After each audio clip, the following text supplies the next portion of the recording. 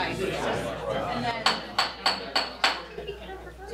welcome everyone. I'd like to call to order the Buncombe County Health and Human Services Board April meeting.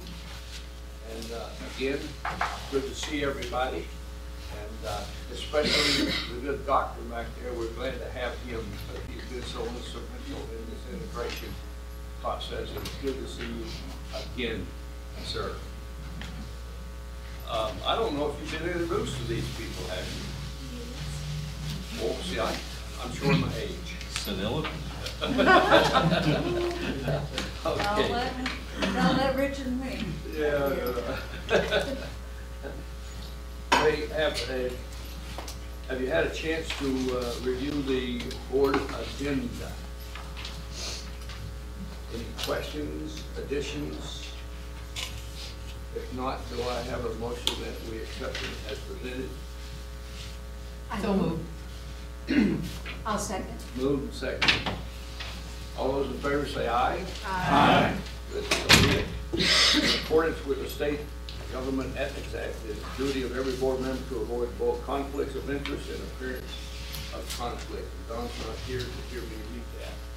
So, anybody have any conflicts? Yes. All right. I'm on the Board of Fiscal Legal Services, Okay. and I noticed that they are a line item on the budget.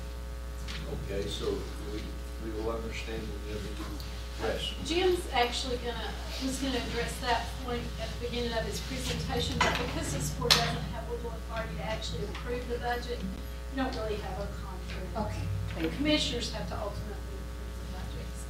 Thank you. But you're not the only person, so thank you for several people approached me and asked that question, and Jim was gonna address it at the end of the budget. Thank you. Thank you for bringing that up. Of course, we have to remember that when we're dealing with budgets or anything, all we do is recommend to the commissioner because they have the final authority on the site. Okay, so yes. We're not hearing real well back here. I Okay. hear you. Okay. All right, I'll take care of it. Thank you. You think microphones are on, Chris? They are. I'm going to turn them up. I can do it from my computer now, so I don't have to get up and get to the podium. Okay, can you hear us now? I'll turn them up. Oh.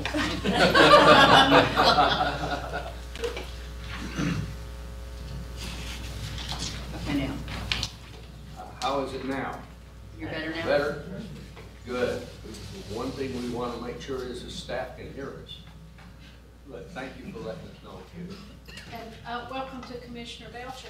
The question given you was about potential conflicts on the budget, and just because we make a recommendation to the Board of Commissioners that don't have legal approval, people don't have to know their conflicts. Thank you. Okay, next we had a chance to review the minutes for the last meeting, and they've been presented to us. Do they have any questions, additions, or corrections? If not, do I have a motion that we accept them as presented? So moved. Move, second? Second. Move, second. Any questions? All those in favor say aye. Aye. So be it.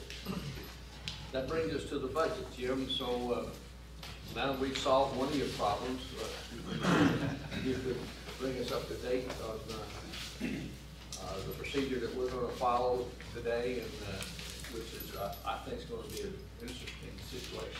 Well, thank you very much. Before we get into the FY14 budget, we'll take a quick review of the FY13 financial dashboard that's in your board packet, and also have it on the screen here for you to see if you prefer. We are 75% through our fiscal year, and as a result of that, we would typically be at 75% of our expenditures. But as we've talked about before in the board, not all expenditures are function that way. Some are paid up front, some are more delayed, but you have in your packet the exact expenditures by the accounting units that are available in each of the departments. So what I'll do is point to the graphs and just show where we're out of the, as a reminder, the black line across the graph represents where we should be at 75% of the budget year. And then the bars represent where our spending is actually now as of March 31st. And the green mountains behind that represent actual spending patterns for last fiscal year as a comparison for you. So as you'll see under the DSS part of the budget, the areas of the large operating lines, salaries, operating, human services, assistance, contracts, and capital, the only two that are outside of the budget range are contracts and capital. Remember, for contracts, those are contracts that we some pay in advance because they are actually making payments, benefit payments for us, so they need the money up front. And for capital, that was a purchase of a parking lot at our Cox Avenue facility, so those expenditures are gone. And within the accounting units, it represents aging services. That represents a contract that we have with Land of Sky, and we pay half at the beginning of the year and half at the midpoint of the year. And with community contracts, the same way, we pay some of those contracts up front. And for emergency assistance, the same thing. We contract with particularly Evelyn Charities, ABCCM in Shenandoah Valley for emergency assistance funds, and a lot of those funds are front-ended, and community crisis intervention funds that we're already expended that budget for the year, so that's why that's over 100%. When we go down and we look more at public health, you'll see that public health is right in line with all of our expenditure budgets because most of their budgets, most of their expenditures track along where they should. Regional public health, I will just point out to you as a reminder that the state lab that we had here was recently decommissioned, so we no longer have that expense. And Parks, Greenways, and Recreation, as you see, is again under spending for the overall fiscal year, and a lot of that is based on just where they spend based on the point in the year of where we are. Their spending will pick up, especially as we go into the spring and summer months. Happy to answer any questions that you might have about the FY13 financial budgets. Okay, then we will jump right into the FY14 budget presentation. And as Mandy said, the purpose of presenting these budgets to you is for you to have the ability to see what we're proposing to send to the Buncombe County Commission for their consideration this year. So we will ask you to endorse the budgets that we're presenting unless you have some specific questions or would like to make some other comments related to the budget. So when we look at health and human services, social services, public health, economic services within that, Parks, Greenways, and Recreation, and behavioral health. As we move forward, one of the things that we wanted to make sure of as we are now an integrated and consolidated health and human services organization is that we make sure that the community, and the community we mean our partners that we also that help us in providing services for health and human services, and also the people that we serve understand that we're an integrated health and human services organization. And we wanted to create a specific brand that helps communicate that message and that helps make sure that people understand not only our role, but their role also in health and human services. So what we've done is in developing that is to realize that we are one part of a much broader health and human services community. We're much broader than a service delivery organization ourselves in providing a safety net of services. We are one part. And what we want to do is to engage the community in a dialogue to help the community understand what everyone's role is in presenting and offering health and human services, and specifically to the people that access our services to know that we are one part in offering a myriad of choices, a myriad of opportunities for them. But ultimately, it's their choice as to how they access our services and the specific outcomes that they may get as a result of using our services. And likewise with our partners. We want our partners to understand that as well. We are a bigger part of you've seen this under the county, Grow BC. How we interpret that is that we are a part of an ecosystem within health and human services. And we are about helping to create that ecosystem, and we're one part of it. And all of the parts of that ecosystem must function and function well in order for all of us to be successful. One of the things that I make a joke, we've been having meetings with staff as well to present the budget to them, and I say, I'm sure you've all been reading on the Buncombe County website the Buncombe County budget guides for health and DSS. I'm sure that's a great reading point. And of course, everyone laughs and looks about like y'all do. Well, of course we do. The idea, though, behind that is that I hope that you will take an opportunity to at least peruse those, because it does provide a great background on not only the programmatic services, but how those resources are allocated to those programmatic services. So it's on buncombecounty.org, and if you go to social services or to public health, you'll see budget guides, and you not only see the budget guides for FY13, but you'll see prior year budget guides as well. And that will give you a much better idea in detail about our budget. Well, in putting together a budget, the process that we use is sort of as spherical as that slide is that you're seeing in front of you. It's really about a lot, it's about a whole process. So when we look at preparing a budget, we look at what our mandates are, what are we mandated to do by law, policy, a statute, or commission directive. We look at funding. How does the funding drive the policy that we are implementing, and that impacts our budget. We also look to the community. What are the resources that the community provides, and what are the resources that the community needs in order to help supplement and provide the services that we either must assure or that work together with us to help achieve the goals that we're after.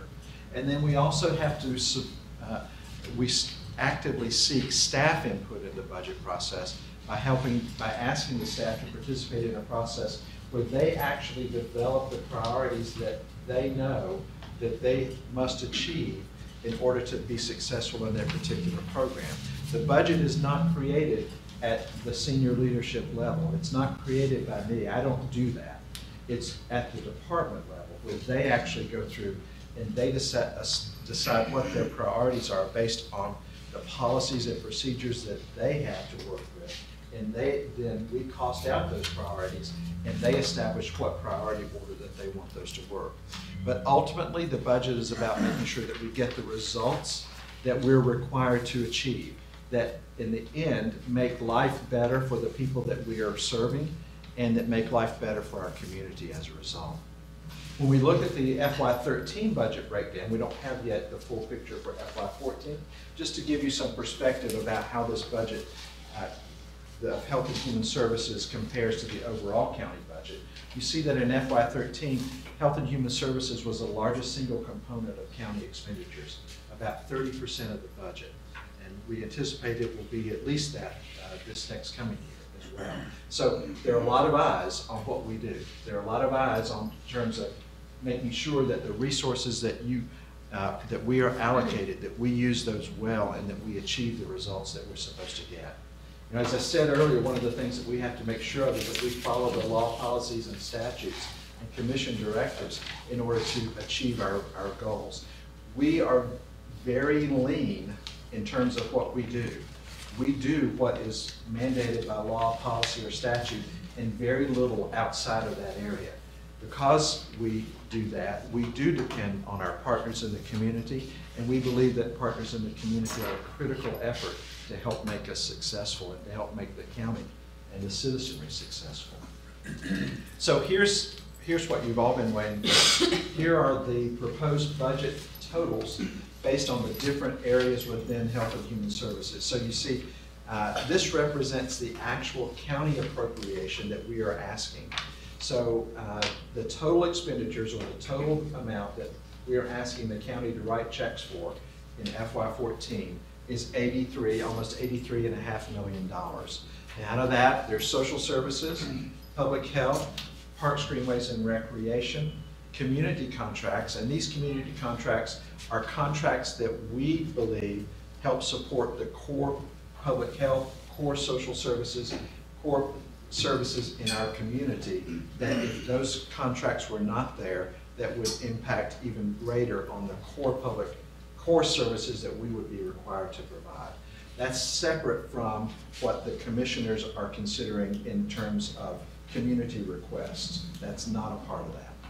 The other, you'll see, includes veteran services, aging services, animal services. We are responsible for the animal control, not the enforcement part of that, but the sheltering component of animal services, behavioral health services, project access, and the human services support team. So $83.5 million in checks that are written. In terms of revenues that come back, we expect to get almost $41 million in revenues, and most of those are intergovernmental transfers from the federal and state government, and also some billings that we do for public health, for a net county cost that we're proposing of $42.8 million. So if we start and break it down by the largest components, DSS and health. So remember, you see back $42.5 million is what we're asking the county to do, but you see DSS alone, you see the total is $437 million. Well, the way that works is most of those costs are tied up in benefit dollars and benefits that the Department of Social Services authorizes for citizens in the community. Those dollars do not flow through the county budget. We authorize those, and then the state and federal government actually issue those services and those benefits. So there's a lot of responsibility to make sure that we do that right, for one thing. But if you look at public assistance, $388 million, $305 million of that is what is anticipated to be the cost for Medicaid benefits for Buncombe County residents for next fiscal year. That also includes food assistance benefits as well. Child care subsidy, but of that $388 million, you'll see $4.7 million of that is actual county expenditures. Child care subsidy are the component services that we use to actually pay for daycare subsidies for working people in the community. The child care subsidy administration are the dollars that we actually use to contract with Southwestern Child Development to administer that program. Public assistance administration, you see, is $22 million. That almost is a 50-50 split between the federal government and county government. Child welfare services is another $18 million. You see the majority of that funding represented by county dollars. Adult services, likewise, the majority of that funding is county dollars. Work First, all of those dollars are county dollars because that's part of our maintenance of effort that we must expend to help in people becoming self-sufficient in the community. And then other revenue represents revenue that we have through contractual relationships or billings that we have county or in the community. So for the social services component of the county budget, we're requesting $25.9 million, or about $26 million. So that $26 million leverages about $410 million in additional economic impact to our community. So how does that look as a percentage breakdown?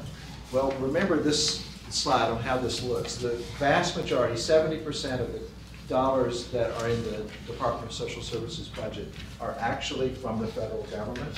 Another 24% is from the state government, and 6% is county. And 6% county dollars, that sounds like only 6%. 6% is $26 million.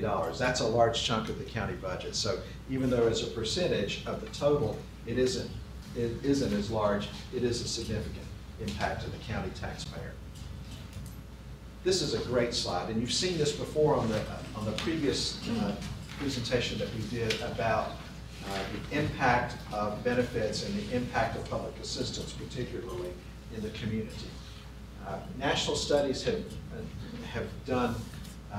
been done to show what is the impact of public services in a local community. How does it impact the economy? And so we take what we anticipate will be the estimated dollar amount of benefits that will be issued in FY14, and we apply a multiplier effect. So for example, for every $1 that's spent for Medicaid, that dollar turns over and generates another 72 cents of impact in the community. So when a provider receives benefits for Medicaid, they in turn pay their staff. They in turn use those to go buy food, shelter, groceries. So as the different multipliers that you see here, so $305 million in Medicaid benefits has a multiplier effect to be $525 million of economic impact in the community. And you see the way those multipliers are impacted. Child support, because it represents financial support for a child in a parent's care, we don't apply a multiplier to that because of the way that would be almost impossible because of the different ways that money can be used. But $394 million in public assistance benefits that are generated just within the social services budget has an economic impact of $674 million in the economy. That's very significant. We take that role very seriously in making sure that we determine eligibility correctly and that we make sure that the people that need those services and apply for those services receive those services.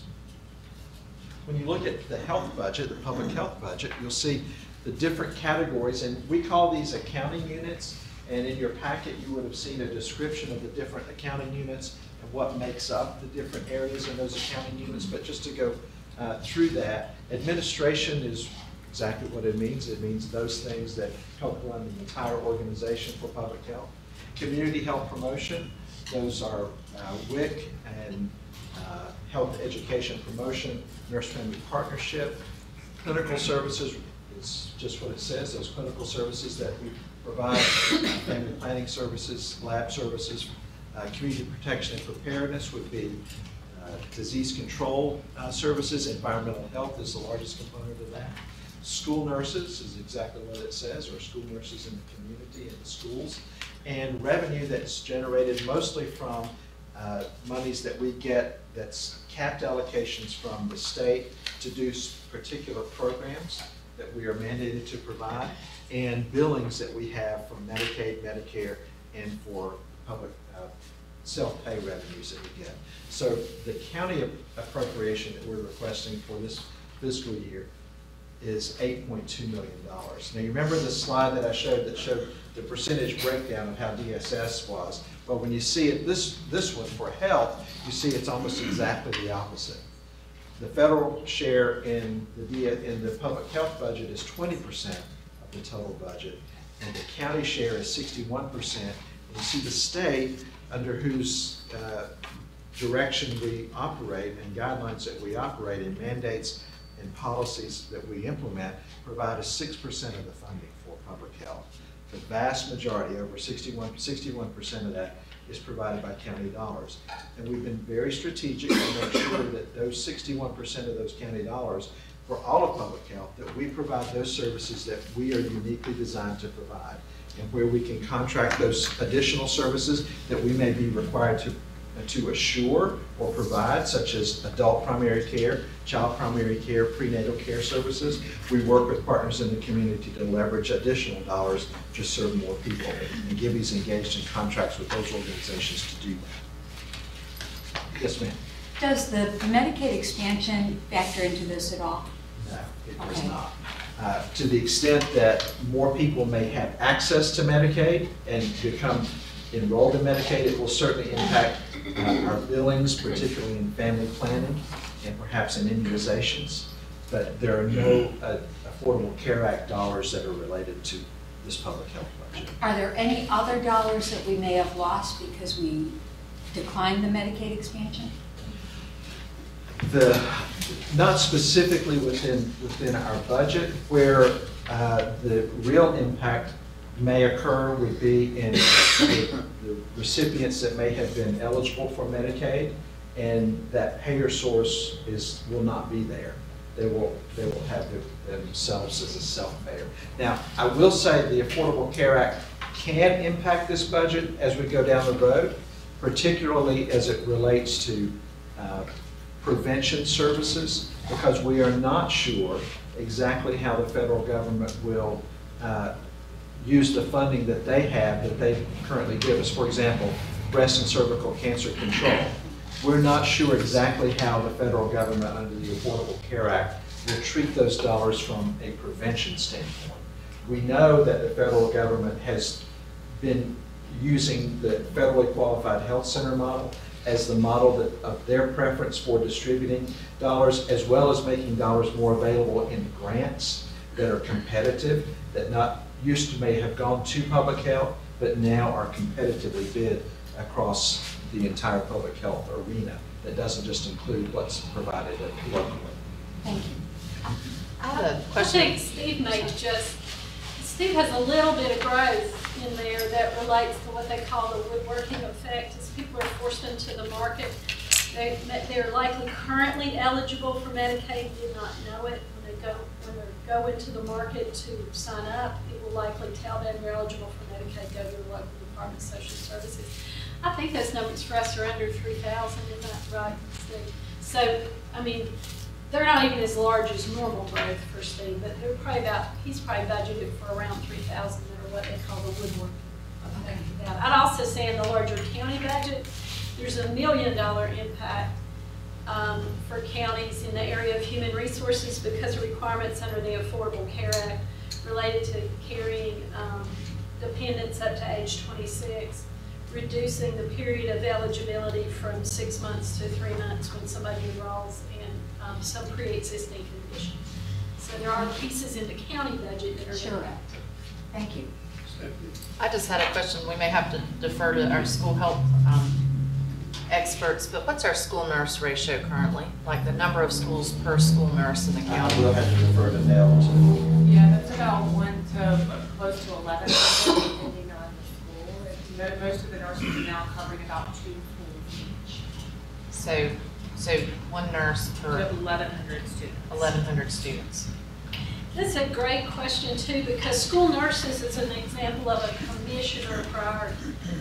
That's been funding that's been very much locally driven, where commissioners have set a priority to invest in school nurses and feel like they're an important vehicle for health promotion and education in school systems.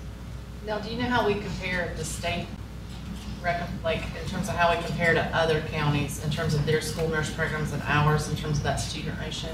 Yeah, have been historically running a little bit better than the state average across that. I'm not sure how current funding is going to change that. I think we'll continue to be a bit better than the state. The national average is 1 nurse for every 750 students. And as we see the number of children with special health care needs grow, that number needs to get smaller, because if you're dealing with a special population, it's 1 nurse for 250 students. So all these schools with intensive intervention classes make it challenging. The nurses tends to cover the children with those high-end needs, making sure they have the services they need. Good questions. So, when we look at the total overall budget that we're asking to be recommended by you, the county contribution of $43 million leverages an additional $417 million in resources from outside of our county for a total budget impact, this is without the multiplier effect that you saw, of $460 million. So $43 million is a huge number, and that is a considerable portion of county resources and county taxpayer expense. By expending that on mandated core services that we're required to provide or assure, we're leveraging an additional $417 million that come into our economy and come in to help the citizens that we have a mission to serve. So now we're going to talk and have presentations from the division directors who are going to tell you more specifically about the budget impact that we have. Thanks, Jim. Jim's talked a bit about the link between budget and outcomes, but you'll hear each of us around our departmental presentations dig a little bit deeper into those outcomes. Keep in mind, what we'll talk about today are just examples of outcomes. We track a multitude of metrics related to all of our areas, but we don't have that long today, so we chose some important ones. So I want to focus first on APS, Adult Protective Services. This is a service that is a core mandated service that only government can provide. Last year we had a little over 1,000 reports of adult abuse, exploitation, and neglect.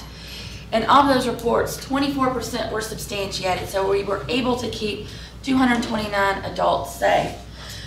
Related to budget, there are very few funding streams besides county dollars that support adult services.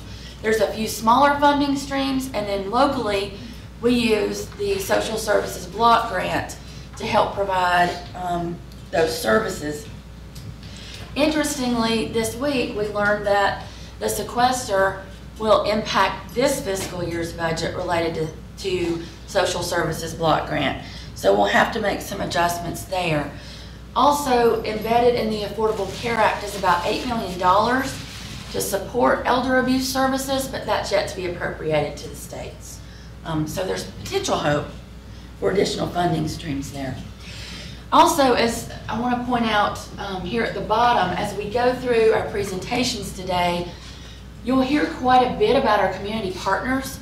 Buncombe County is very unique in that we try very hard to contract with partners when we can to provide either additional services for the same amount of money. One of the examples here for adult services is Hope for the Future. They're an organization that provides guardianship services to adults.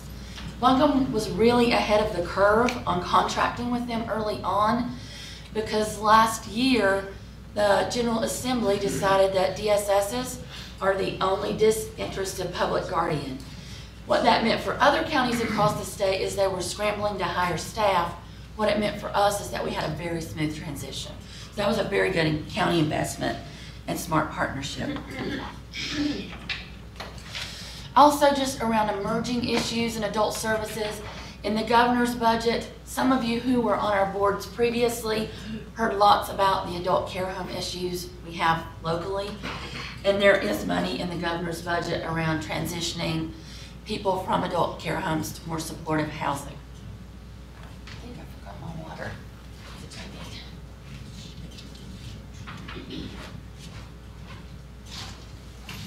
So Child Protective Services.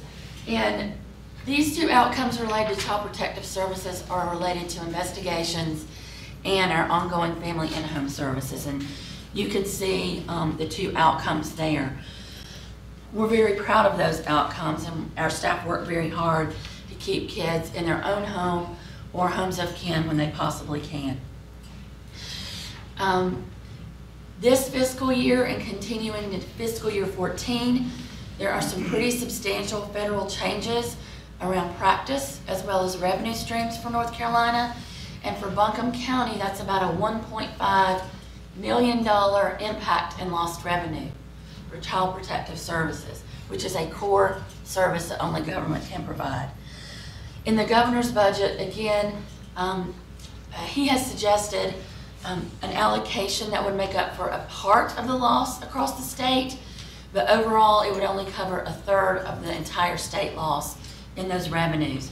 And so what that means is locally, we have to prioritize, we have to come up with strategies to address that because again, it's a core service. We have no option but to provide that. Those are federal funds that are lost? That's correct. Thank you. We also have contracts, both current and future, that will help to support the outcome of safety. We're working with MAHEC right now to buy some nurse time to do go-outs for their social work staff, both adult and child protective services, to help us do that on-the-spot assessment. Does this child need to go to the ER right now, or can this child wait to go to their primary care physician? So we're very excited about that. We also have lots of initiatives across health and human services that impact safety, especially around children.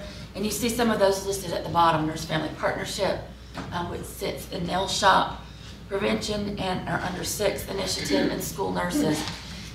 Integration is a great example of when our Child Protective Services staff go out to schools, they're now immediately talking to the school nurses to try to collaborate about what they know about that kid and family. So that's a really good outcome. Around permanence, lots of outcomes around permanence we could have thrown up here, but here are some of the most important ones. And I'm not going to read those to you, you can look at those. Overall, foster care funding is extremely complex. And again, there's this very substantial county contribution to the provision of these core services.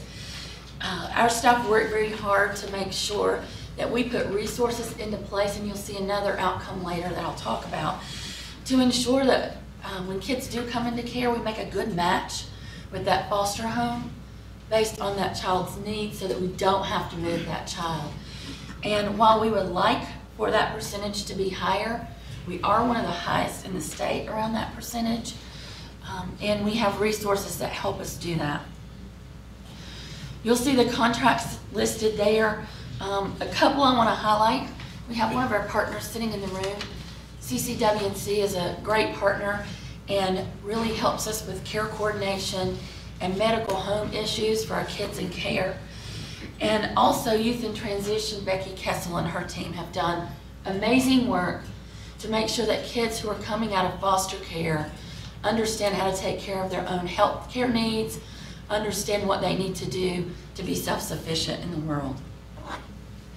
Another contract that's been very helpful with the recent mental health climate is our contract with Curtis Venable with Conan Redpath. He has assisted us in working through some of those Medicaid issues when our children get declined for services, so that's been very helpful.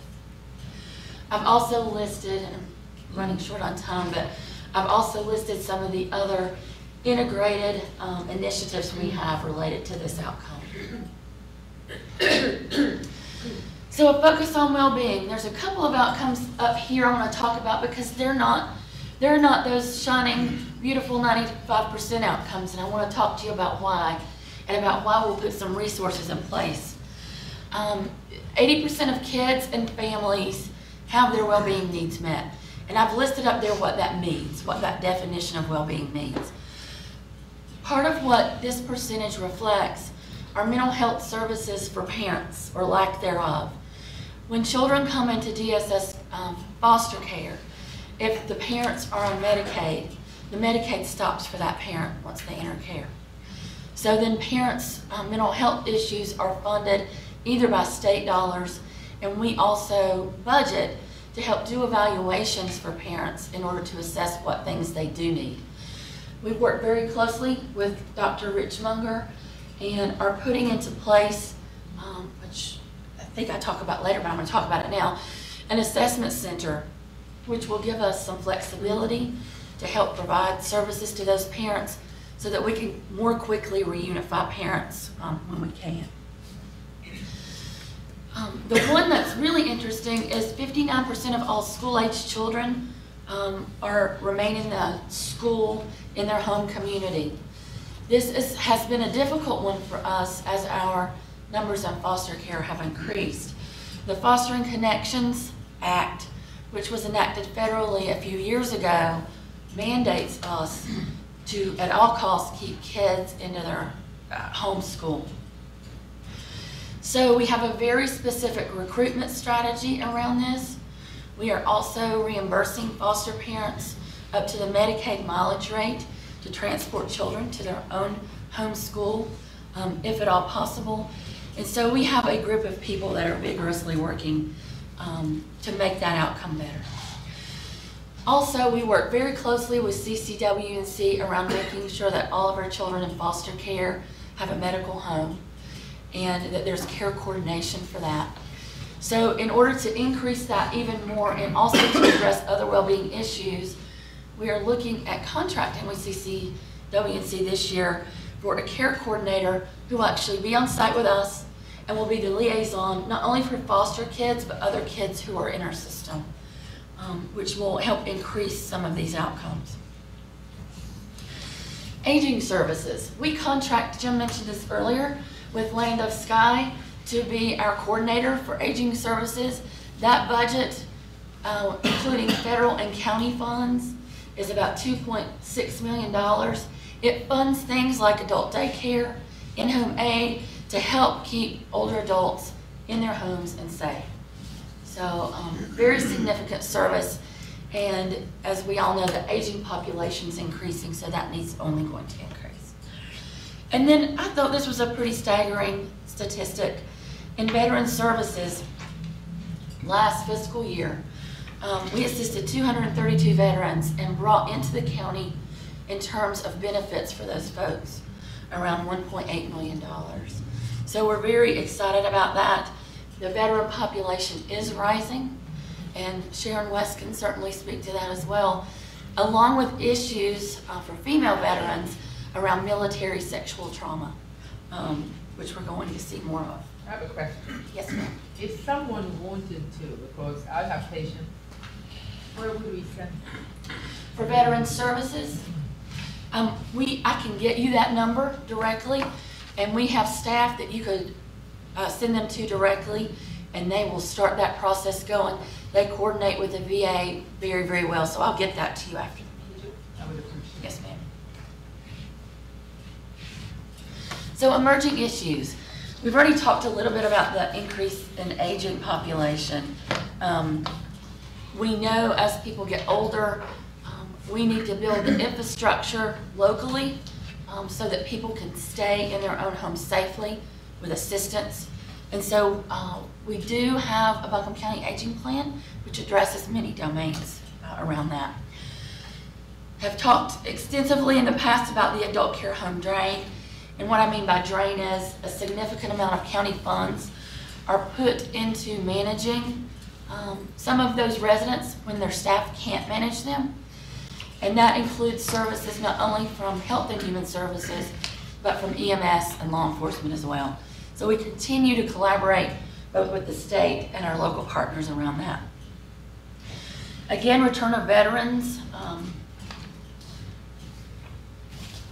In Buncombe County, we have roughly 22,000 vets, which is roughly 11% of our population. And only 5 counties in North Carolina have more veterans than we do. So it's going to be a very significant issue for us as vets come back from the war. And also, military sexual trauma issues are just now coming to the forefront. We also continue to have issues with the court system. For any of you that are engaged in that in any way in your professional life, you know that it can be somewhat slow. And when you have an increase in foster care and just an increase in complexity of what families are dealing with, it makes the court process longer. Statewide technology for child welfare was put on hold due to some federal funding issues. That continues to be an issue across the state related to sharing of information for those families that move frequently. Fortunately for Buncombe County, we were ahead of the forefront on that, and we have IZZY, which is an electronic case management system, which allows our staff to have very real-time data about safety issues. And then you guys have heard about funding throughout this presentation about how federal funding is drying up, and we're seeing more of that come to us locally. Very quickly. Here's some pending legislation. We have, and Mandy will talk about this later, you actually have in your board packet a very holistic and comprehensive list of pending legislation that relates to Health and Human Services. Some fee issues that would increase our costs quite significantly locally. Also, the School Safety Act, and I know Suzanne had to leave, but the commissioners and the Buncombe County School Board heard a presentation locally about some school safety recommendations. And 2 of those recommendations were increased SROs and increased mental health help and social workers in the schools. There's also a couple of laws pending about it being a misdemeanor if you fail to report child abuse. One of those was signed into law by the governor a couple of days ago, which was Kyla's law. And then federally, the Ruth Moore Act is pending, and that is related specifically to benefits to those folks in the military who have been victim of military sexual trauma. Steve Garrison.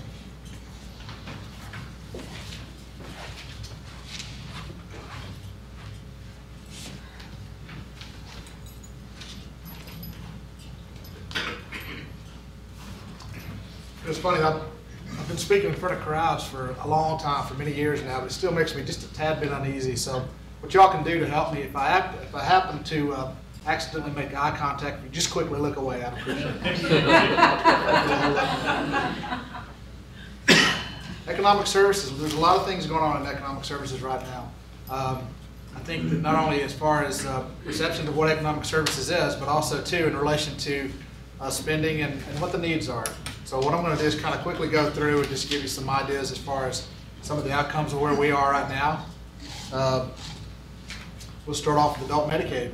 Looking at right now for adult Medicaid, we have about, as you can see there, about 12.5K per month that we're spending. It's for low-income Buncombe County individuals, and that's per month. That's to assist the ones that are aged, blind, or disabled, to help them secure medical coverage and/or secure living arrangements. We're determining eligibility for about $1,300 per month. One of the things that's going to happen, if you remember from the presentation we had from Tom Tavit with Geneva, you'll notice that that group of folks that are coming out as far as that age group, what do you call it? I fall in that category too. Baby boomers, thank you. That group is starting to age out now too, so that's going to start having an impact. That's kind of the things we look at as far as trends, and I'll talk a little bit more in just a few minutes about trend budgeting and how we go through some of the process for that. Looking at the same thing for Medicaid, for family and children Medicaid, and that's programs like your Medicaid pregnant women, Medicaid for infant children, Medicaid for families, and some other things that are tied to that. We're assisting about 30,000 families with that, and children, caretakers, and that's, again, helping them secure medical coverage that they might need. One of the other things we are doing now is we're determining eligibility for about an average of about 3,000 households per month, just for Buncombe County. Contracts, Andrew already mentioned about the importance for contracting. We really appreciate the kind of relationships we have with our partnerships in the community. A big part of that is part of the overall safety net that we provide. Economic services could be called safety net, and that's really kind of how we perceive our role in work with the community. Some of the programs we have in place, Evelyn Charities. Evelyn is really crucial to us in relation to the home and energy assistance type programming that we have. That's crisis intervention programming, the emergency assistance programming, the low-income energy assistance programming, non-emergency Medicaid transportation, a big component of what we have now, and we use a lot of providers for that in the community, including like Mountain Mobility, Blue Ridge Shuttle, transports such as cab companies, and many others that we use locally within the community to provide that service.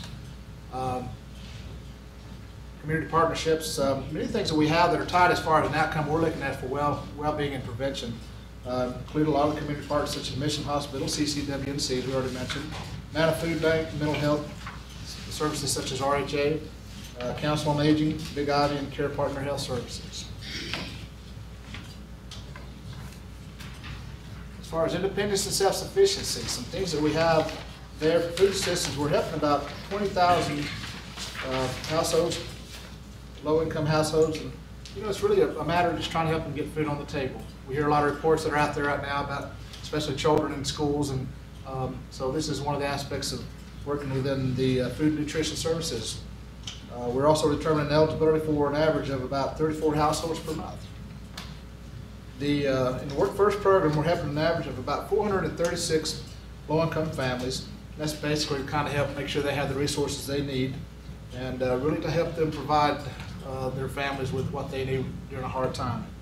And we're determining eligibility for an average of about 95 households per month. As far as contracts, HHS services that we have that are tied to independence and self-sufficiency, we contract with Southwestern Child Care Development for child care subsidy. And as you can see there, they're serving about 1,800 children per month. Big part of that, as we all know, is really to help them sustain employment, to obtain and sustain. And child care piece is a big part of that. We contract with child support services with Maximus. As you can see there, they're bringing in about $1.2 million per month, child support collections. As far as the Workforce Employment Services, we contract with Goodwill for that service. They've just assisted more than 90 Buncombe County residents with secured employment since July of 2012. And YWCA, glad to have a partnership with them, and they provide a drop-in child care for the Workforce consumers that we work with. Let me just kind of walk through real quick about trend budgeting and what we look at and how we kind of go through the process of looking at our budget. As you can just see from just some of the indicators that we look at, this is one of numerous slides that we get, and certainly appreciative of Rob Moore that works with us as our human service planner evaluator to get this kind of data and pull this kind of information, and of course Jim from the tools and the information that he's able to provide to us as well. We look at trends over time, a period of time, and just looking at these two figures here, this is just Medicaid and food assistance households, because this is primarily the large bulk of the consumers from Buncombe County that we're serving. You can kind of see over the period of the years how much that trend line has continued to go up. And you also can look at within a short period of time too. If you look at just within the last couple of years or the last few months, you can see that the trend lines for both of those programs tend to be sort of stabilizing. We do see that there's potentially some factors that are going to probably have some impact on that going forward. So we try to project that out. A lot of things that we look at when we're trying to put together budgeting is, I think Jim already mentioned, it's from a department level up. We kind of work with our departments and create results teams. We work within the leadership teams we have within economic services, work with the human service planner evaluators we have, and kind of work through all those different processes to gain a better understanding of what we can predict and project going forward as we're looking at our budget. We conduct time studies. We look at emerging models. Are there some other things that are going on, not only in North Carolina, but nationally, that we can pull into our process that can help us to be a little more efficient? Other things that we look at are what are the sort of the hot button type things that are happening right now. Some of the things that we have that we see right now, of course, for us is Affordable Care Act. I think as Mandy mentioned to you in relation to that is we're not, as you know, doing the full-blown benefits exchange or the marketplace. You'll call it the, or you hear it called the insurance marketplace. But as she mentioned, the woodwork effect of those folks that are potentially eligible in Buncombe County is you're going through that process, especially through what we have is called E-Pass, that a lot of folks will be able to apply for. It will give them the option of being able to apply for not only whatever is in the marketplace, but to see if they can be screened for other programs of eligibility that we have in public assistance. About how many households do we have in the county? Rob, do you know that number? Households in the county? Households in the county, I think it's somewhere around, as far as, well, working households, work register about 100,000. It's a rough estimate. So I think looking at the 2010 census, it's like 280 total population. 235. 235. It's somewhere around 100,000. About 100,000 households. Woodwork eligible, and let's see, safety net provider. Looking at community partnerships, and also too, is that another way that we can operate a little bit more efficiently within economic services? There's always ways that we can kind of track through and see what we have as far as community partners that can ensure that we're really trying to get out the message and information about the safety net kind of services we provide. And of course, looking at the data and defining the trend lines, it helps us to define exactly what the budget is and what should be, and also too, as far as how we look for our ratios of case managers to caseload size. So all those factors are taken into place as we're looking at our budget. Some pending legislation, and again, I won't go into a lot of details. A lot of things that are out there, I think these are really probably just a sort of a small version of what we really have. There's a lot of legislation right now that could potentially affect us. Some that are tied to drug testing, some that are tied to arrest warrants and making sure that that information has been reported to the Sheriff Department and those officials. And of course, court fees, administrative officer courts, and what they're asking for in relation to payments for things that we're filing. And that's primarily affecting us in economic services on the child support. Last slide. What's on the horizon for economic services? As you can see for us, right now, you've heard a lot about North Carolina FAST, NC FAST program. That's probably going to have the most big impact on us. The big picture vision for us is that after all these years, we finally might actually have a system that's web-based that allows us to have all of the different program component areas that we have integrated in one database system. It's also more driven toward the family as a unit rather than the individual, so that a person coming in, let's say that, for example, if you come in, you have some small children, maybe you have a parent that lives with you, then this whole household unit would actually be encompassed in one case. So it's really about that one door, no wrong door, one stop type approach, and trying to serve those particular consumers as they come through. That's going to be transitioning out. We're right now in hard launch. Been in hard launch since about October, September sometime, Marty, for NC FAST, and Medicaid will be rolling out this coming summer and fall. And the other programs that are going to be pulled into that, of course, will be childcare, CIP, the energy type programs, and a lot of other different things that are tied into services, not only on our side, but I guess eventually probably on the children's service side too. So that's it's going to be really interesting to see how this looks in a year.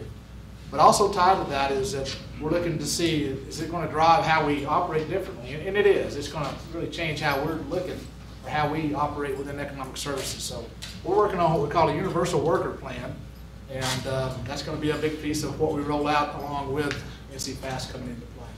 Childcare, obviously a big factor that we're looking at and continue to see as something to monitor, I guess, over the next fiscal year. I think the good news is I think the president's budget has some additional funding in there. Of course, we know how that always can change, and there's always some opportunities to see things change along that line. But child care has taken a lot of cuts over the last little bit, and so that's another area that we're going to continue to monitor. Affordable Care Act, of course, with the benefits exchange or the insurance marketplace, what's the impact of that going to be? It looks like that there's going to be some navigators coming into the system that will help to navigate folks through this system and through the process. But it also appears that from our side that, of course, with NC Fast being designed primarily around that, is that we'll see some of those folks come through our doors as well. And of course, the big tie to what the E-Pass does for NC Fast and eligibility determination is that a lot of those folks, when they're applying, we could see some of the woodwork effect come through to our office, and that's something we're going to continue to look at and continue to monitor. The ambulances, that's for the non-emergency Medicaid transportation. One of the things that's happening now, of course, you've been hearing about as far as the Secretary Voss's plans for Medicaid and the overhaul for the system. But Medicaid transportation had completed an RFP last year sometime, and I think it expired early this year. So we're waiting to see what's going to come out of that. Because what could happen is could end up with a brokerage system for that particular service. We provide it internally now, so it could be also something that gets wrapped up into what Secretary Voss's plans are. So some things that could potentially happen there. Any questions? Good, thank you. Appreciate it.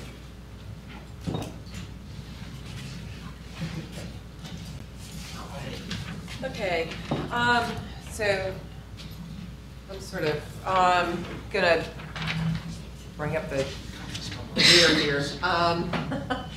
I've got 3 slides around services and some of the outcomes that we have. They're focused on protection, prevention, and promotion. But as you talk through these, you'll see that programs don't necessarily sit on one of those pages. I put them on one of those pages just to organize it, but quite often they overlap into the different areas. Communicable disease is one of our main required programs that only local health departments can provide in North Carolina.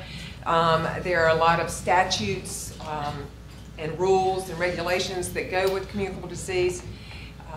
One of the other pieces, we've got some numbers up here around investigations, 1,800 in fiscal year 12, with over 1,200 reportable diseases. There is a list of about 85 reportable diseases in North Carolina that the physicians' offices, pharmacists, hospitals report to us and that we have to track. And quite often there are many contacts that go with that. A good example is the measles outbreak that's going on in North Carolina now. We've had less than 10, 12 cases, but we've had well over 600 contacts that have had to be investigated and followed up on. So, and then our TB visits, that includes assessment, treatment, and follow-up. We do not have as active a TB area as other parts of the state, but you never know when a TB case is going to hit, and when it does, it creates a little bit of work, doesn't it, Dr. McLean?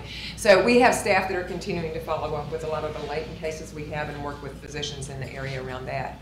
STDs fit into this category as well, sexually transmitted diseases. We continue to see major disparities in our community with our minority populations overrepresented with a number of sexually transmitted diseases. So we're continuing to look at ways to work with those populations as well as with teens around that particular issue. In environmental health, the 2 main areas that we work in are food and lodging inspections. So that includes all of the restaurants in the community, but also nursing homes.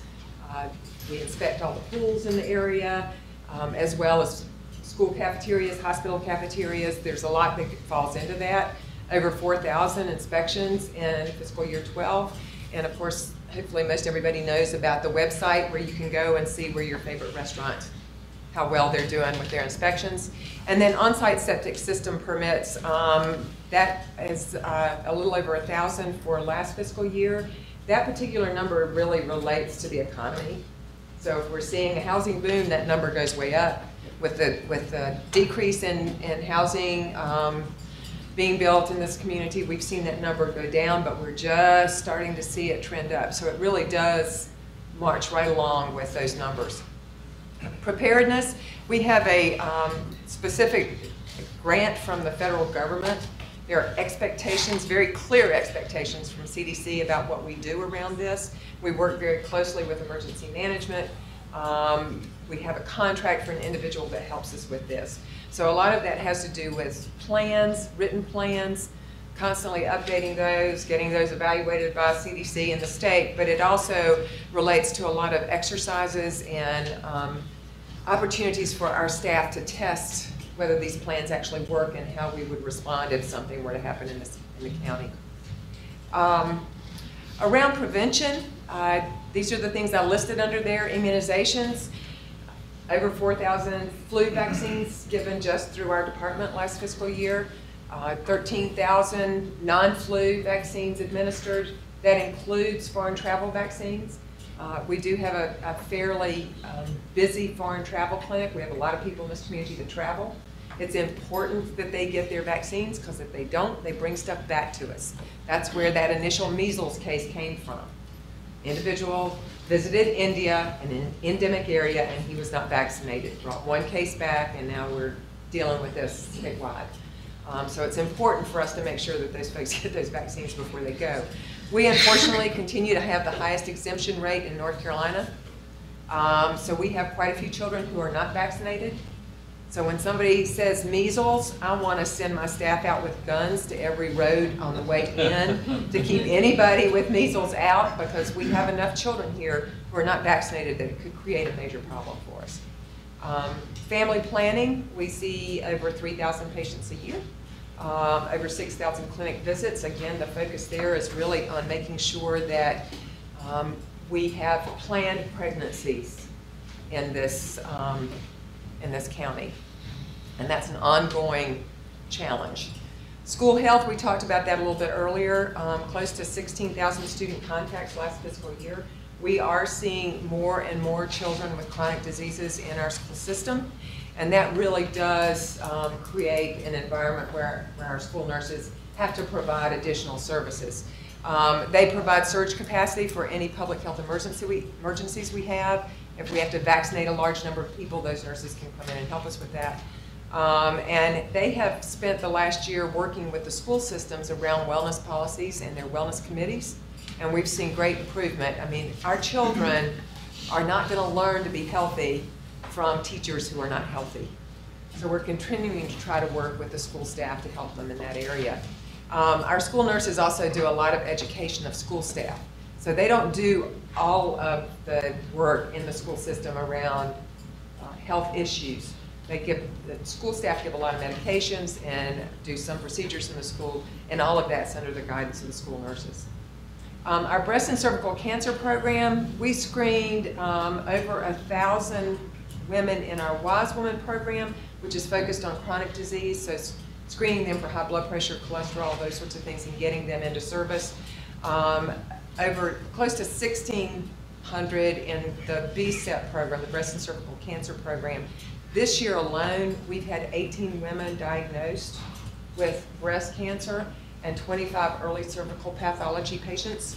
What that means is we're getting those women into care earlier, which means their outcomes will be better, they're less expensive to the system, but we're also screening women to try to keep them out of the system, to keep them healthy. WIC program, we have over 5,000 folks seen last fiscal year, 3.6 million in vouchers. A major focus of this program is on breastfeeding, making sure that as many women as possible breastfeed their children. We know that that's one of the very first key things that we can do to prevent obesity among children. So we work with our women around that, but there's also a lot of nutritional information and education that goes out through that program as well. Nurse Family Partnership is a maternal and child health home visiting program. We had over 1,600 home visits last fiscal year. The program is just about 2.5 years old. We've had 156 babies born so far. Only 9% of those are low birth weights. That's a pretty significant number. That's one of the main metrics that we shoot for. And less than 5% substantiation of abuse or neglect. We work with child welfare very closely in conversation when we have issues with children.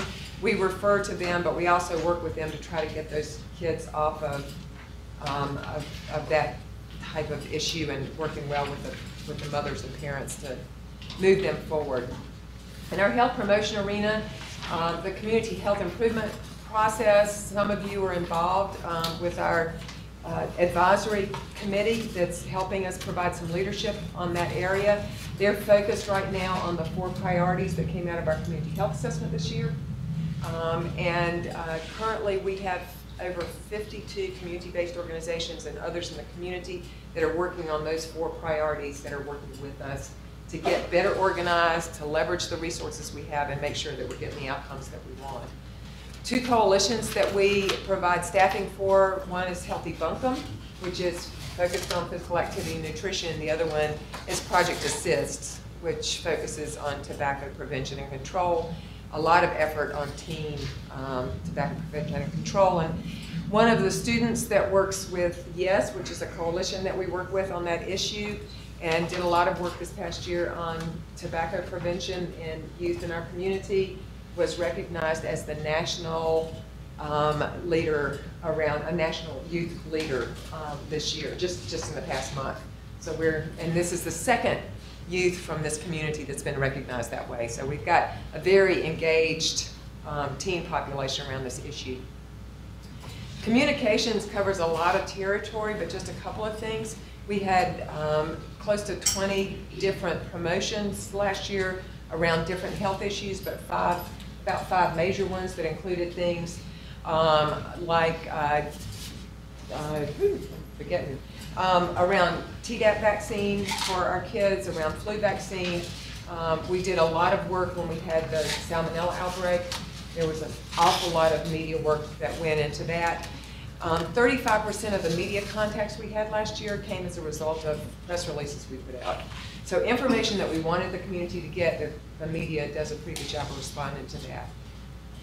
We have quite a few grant projects, and with our grant projects, what we're trying to do is really look at ways to build capacity in our community to address some of those priorities that we have in the community.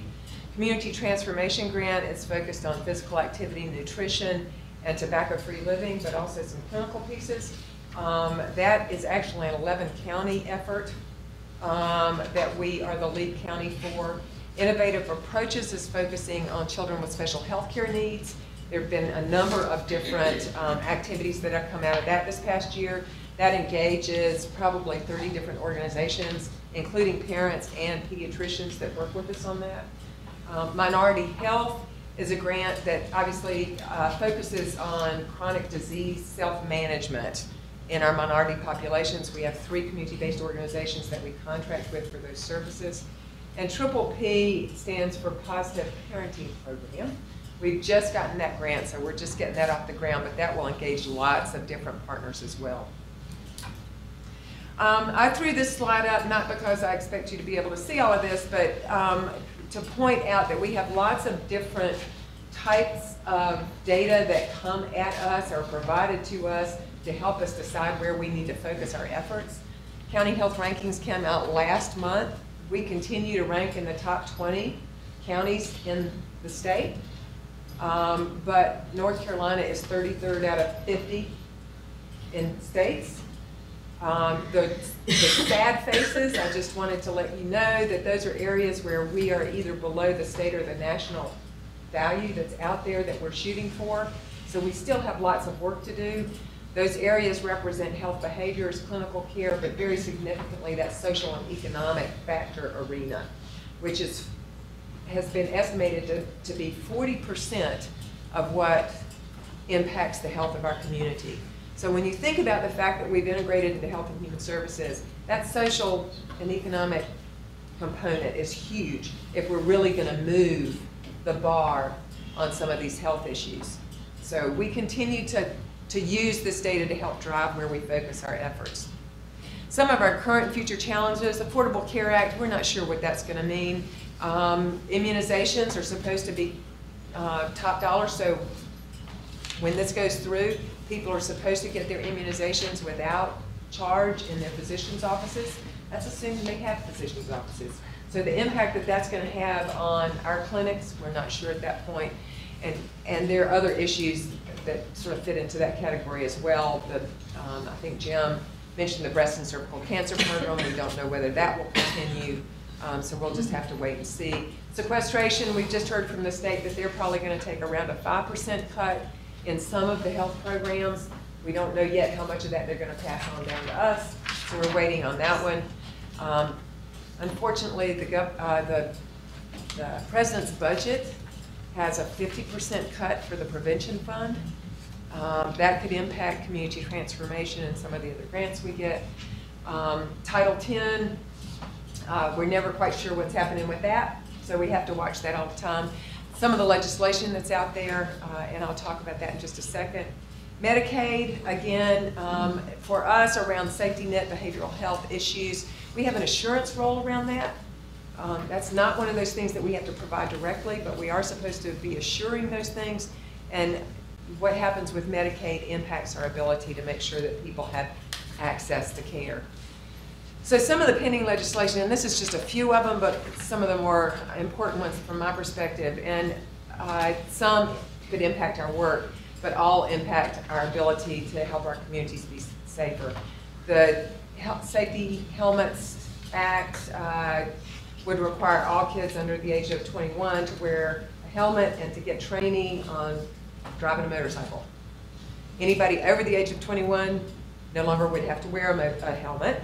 And we've seen what happened in Florida when that happens is the death rate from accidents goes up. What it does do is it requires those people who have motorcycles to have certain limits on their health insurance so that they can pay for the damage when they get hurt.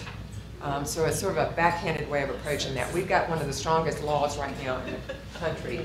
That would change. Common Sense Consumption Act would prevent any municipality from introducing a big gulp bill. So, you know, again, one of those that almost, it's supposed to be around personal rights and people's ability to buy a big gulp if they want to, but I think the message is not good. That's the issue that I have with it, is that it sort of promotes your right to drink a big soda. This third one is very troubling. It eliminates some of the exceptions for medical treatment with minors. So local health departments currently can provide services to minors without parental consent. So if we have a teen that comes in who thinks they may have an STD, we can treat that teen without parental consent. If we have a teen that comes in that thinks they're pregnant, we can do a pregnancy test, we can refer them for treatment without parental consent. Now I know that that bothers some people. What you need to know is that we counsel those teens every time they come in. We encourage them to understand that their parents are their biggest safety net and their biggest support system, and try to get them to a place where they can talk to their parents about these things. My concern is this bill would not only require us to have parental consent when a child comes in for care, when a teen comes in for care, it would require notarized parental consent. My concern is what's going to happen to our STD rates and our teen pregnancy rates among the teens in this community. We've seen those numbers starting to trend down a little bit. I'm afraid we'd see that bounce right back up again. The other issue that we have with this particular bill is if that bill passes, this state will lose every Title X dollar it receives. Not only will local health departments not be eligible for Title X, but any other entity in the state that receives Title X would not be eligible for those dollars. So those federal dollars would no longer support family planning services in North Carolina. The third one the fourth one speaks for itself. Human consumption of raw milk. It would not allow you to sell raw milk, but the last time that this one popped up, people were talking about buying a portion of a cow. So they could get their milk by having a community cow. You know, nobody's actually selling it. And there are all sorts of health issues with raw milk, so that's one of our concerns there. The State Public Health Authority is just one that we're watching. That bill's been out there before and has never gone anywhere. Where the local regulation of outdoor smoking would set us back here. We currently, it would not allow any community to regulate over and above what state law would allow, which is nothing at this point. Currently, Buncombe County government, including all of our grounds and our playgrounds, our parks, are tobacco-free. Our community college grounds are tobacco-free. Most of our municipalities' grounds are tobacco-free. There is not a grandfather clause in this bill, so we would have to change all of those ordinances and allow smoking on all grounds if that bill passed. So these are just a handful of the bills that we're watching right now and cause some concern for us in the public health arena. There are more, but these are the sort of the main ones. I've got a question on that. Yes, sir. Is that inside buildings too, or just No, it's not outside inside buildings, grounds? it's just it's the grounds surrounding buildings. We've gone through several iterations. There was the ability to go 50 feet out, and then the last bill that passed allowed us to do all grounds. But this bill takes that right away from any governmental entity and any community college. Thank you. That could possibly impact community hospitals in the state that receive state funding. It could, yes. Every hospital in North Carolina is 100% tobacco-free and have tobacco-free grounds. So if that happened, that would mean hospital grounds could potentially Be impacted as well. Other questions? Thank you. Yes. Jim, you have any other statement you want to make? One of the things that we alerted you at the last meeting was the fact that it's important for us to, at this meeting, to send a recommendation to the Board of Commissioners on our feelings pertaining to the budget. We've had a copy of the budget sent to us for a week or so ago, and as a result, this particular process is known to us. Jim went over it again, and we had a deeper look by the department chairs or leaders, and as a result, I hope that we will be able to have a motion that would send a recommendation to the Board of Commissioners in support of the budget as presented. Excuse me, I would like to make a comment first. Okay. I was disappointed under the Human Services Community Contracts portion of the budget to see how many of our core partners had been eliminated. And I think there is a move to characterize these items as charity.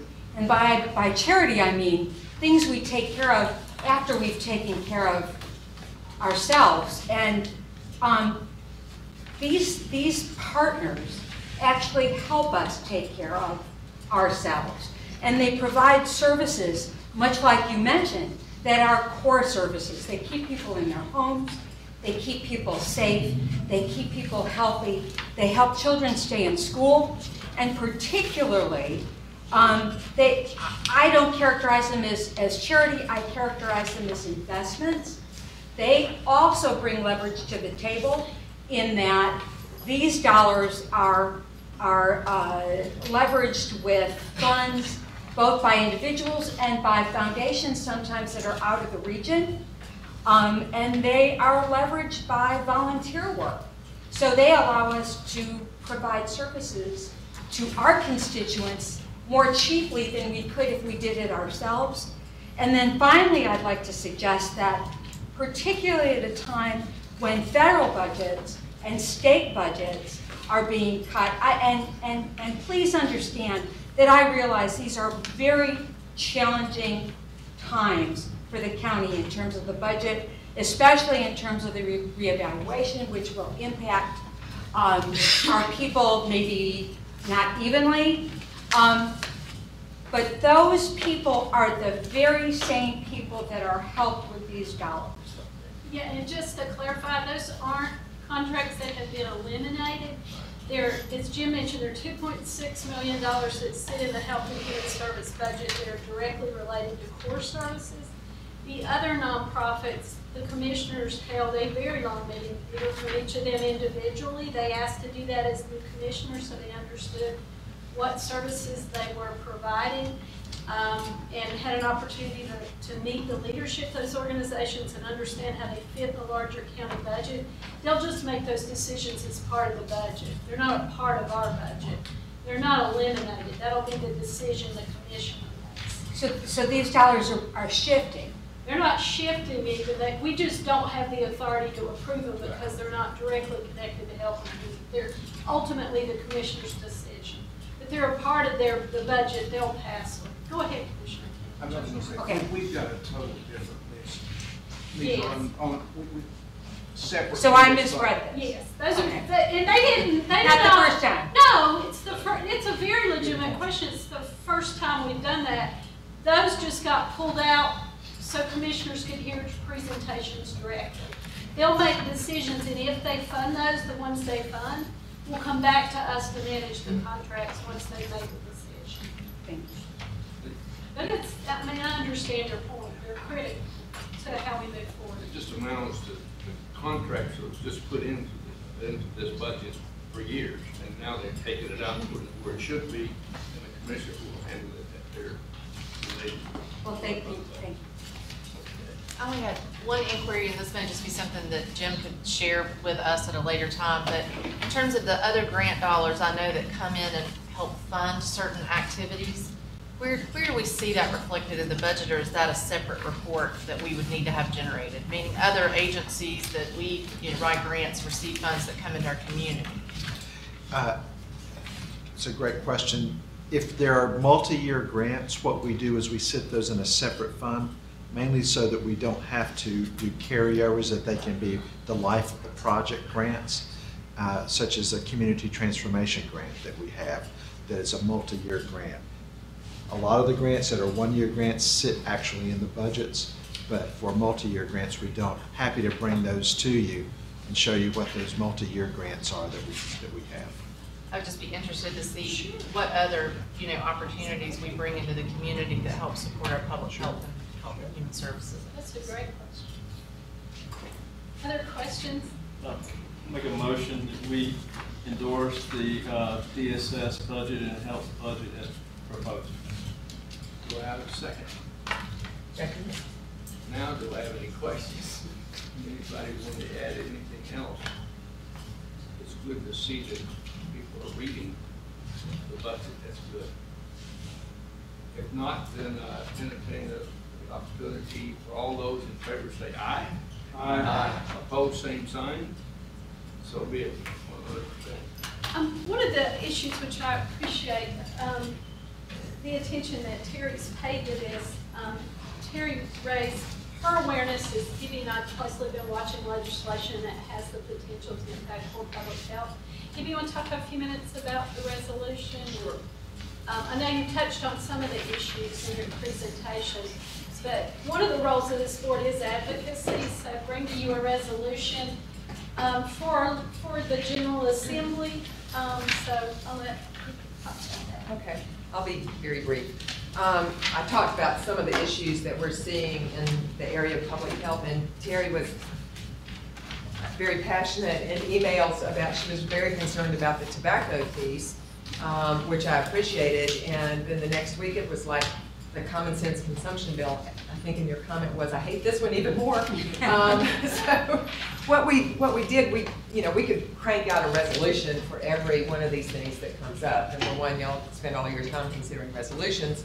And number two, if we have too many resolutions that we're sending to our legislators, at some point they just quit paying attention to it. So Mandy and I talked about this, and what we did was put together a resolution, and you should have a copy of that. I think it came in your packet. It's under letterhead. In the email. Is it under letterhead? Under letterhead. Yeah, on our computer. On your computer. Okay. Sorry about that. We rename things and rename things, and then I can't find them anymore because I can't figure out what our name is. Basically, I'm not going to read the resolution to you. It talks about some of the major issues around chronic disease and other issues, and basically what we're looking for is support from this board that would support legislation, policies, other things that help us move our community forward in a healthy way and oppose anything that would prevent us from doing that. So that's basically what this resolution says. And what that then gives y'all a right to do, number one, is to send this to the General Assembly, to our representatives, to say this is what you support if you do.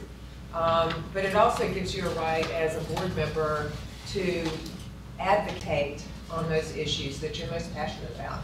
We can provide you with specific information and talking points on any of these issues that you would like. But that's basically what the resolution says.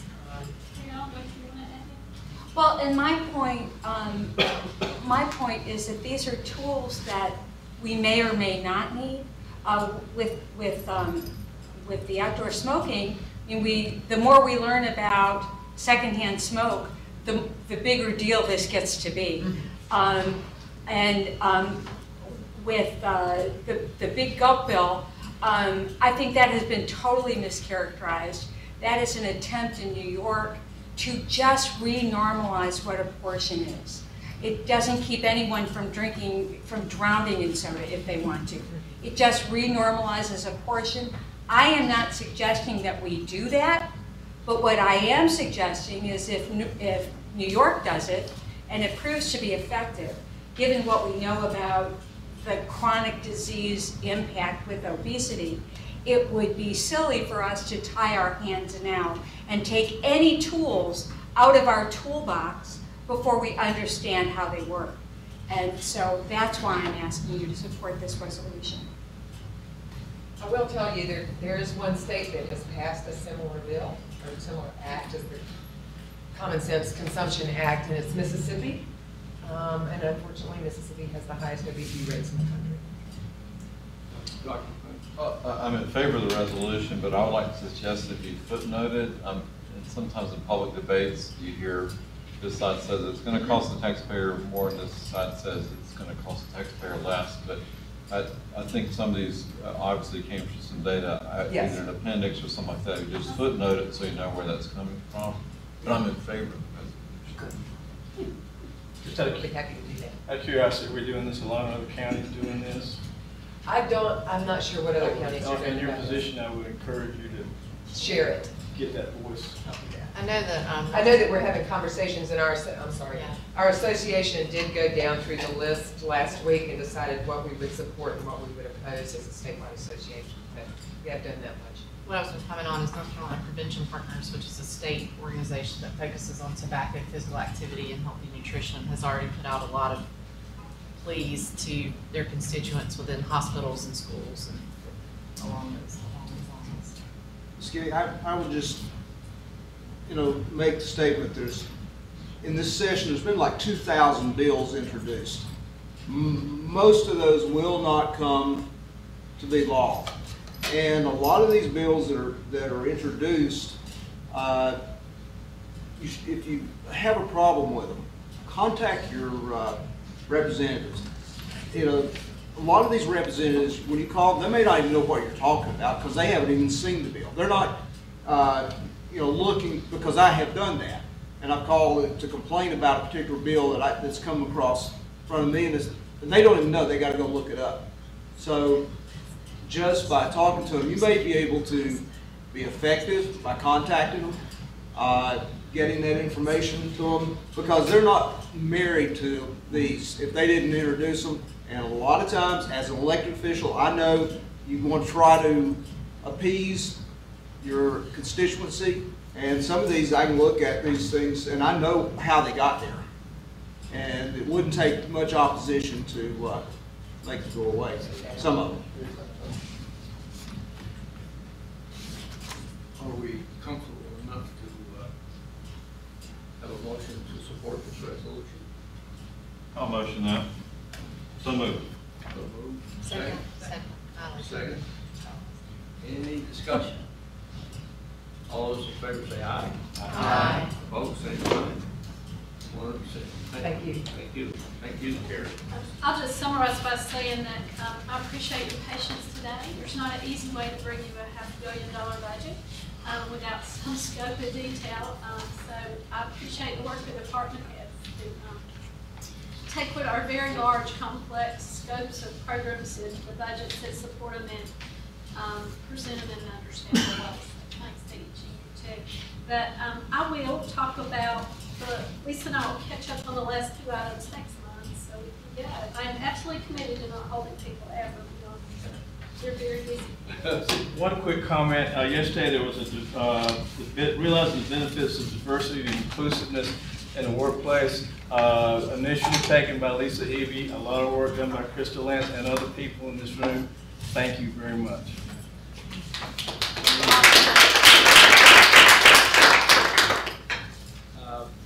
I guess that made it happen. we just cut out public comment. So. I just said I would. Oh, Terry, do you have anything you'd like to say? Well, sure I do. Okay. I sit here and listen to you all the time. Thank you, Mr. Chairman, members of the board. I'll tell you what, social service is one thing that greases the hub for the whole county. And you do a fine job. And what I like about this is when you do the budget, you talk about it, you have input, you have a good dialogue. If the county, and I'm saying this as a commissioner, if they would do their budget the same way, I think we'd see a different outcome. And I'm going to propose that myself. The thing that I think we need to be concerned about is health and human services, period. We're too much on politics a lot of times, not enough on substance. So we hear good substance here, I like that. There were some points that brought up that I would like to ask about, get some additional information later. On adult care that has had abuse, how much is this tied to the adult care home since we have the largest population? And is that an increase this year, from last year, and how that we've been tracking it from year to year? And if this new information and law comes in, which has, and money, then how is that going to affect our budget in relationship to that? The other thing that bothers me is in the first presentation or two, it was all about percentages. I love the health department director, the way she does it. She puts numbers and then percentages, and then it makes sense on what you're talking about. We have no idea what you're talking about when you say 95% of this something, you know, in DSS. 24% of adults. I don't know how many you started with. So I think if you would use numbers and percentages together, then that would help me to understand, you know, do I need to help you in that area or not? So the other thing is on how many children and adults are in the pipeline. Talking about the numbers of children that are coming through, you know, talking about health issues related to school, stuff like that. How many are actually in the pipeline that we know of, and maybe that would help us to stage school, because school is important to me. And I'm seeing these big numbers that you're talking about in the health end of it. Well, mental health has got some big numbers. And let me tell you, I don't want to see our schools become a hospital. And that's just about what they're becoming. We're becoming a hospital. And I like to see schools separated from all these other things. But it seems like the teachers have to be everything to everybody. We'll get you that other day. Thank you, Jerry. Any other comment from the public? Okay, the chairperson is reporting pretty quick, but I'm saying I have been attending all of the advisory committee meetings as much as I can. I am really pleased with what is happening. We're going to see the groundswell eventually come to us, and I think we're going to be very pleased with what is happening with the advisory committees that are working on behalf of this board and finance. Do I hear a motion that we adjourn? Yes. Could I just ask one question before? Mandy, I assume that we'll get an update on that cultural authority next time? Sure. Right. Sure, is that soon enough? If not, Oh, I'll yeah, let no, you no, talk to you. that's soon. I just don't want it to disappear. I know, it has little impact. I entertain a motion to adjourn. So moved. Move. Second? Second. Second. All those in favor, you may leave.